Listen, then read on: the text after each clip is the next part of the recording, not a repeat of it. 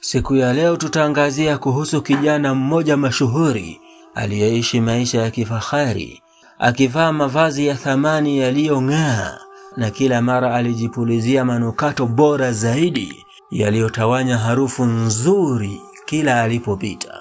Lakini safari ya maisha yake yalibadilika ghafla, kama mshumaa ulioachwa kando ya bahari unapopulizwa na upepo.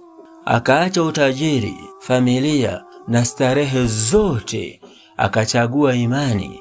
Hivyo akawa mmoja wa mashujaa wakubwa wa Uislamu. Huyo si mwingine bali ni Mus'ab ibn Umair radhiyallahu anhu, kijana aliyejulikana kwa anasa kabla ya Uislamu, lakini akawa mwalimu wa kwanza wa Qur'ani mjini Madina. Hatimaye akafariki shahidi katika vita vya Uhud. Karibu katika Islamic Book Story, tusafiri pamoja katika simulizi hii ya maisha ya Mus'ab ibn Umair.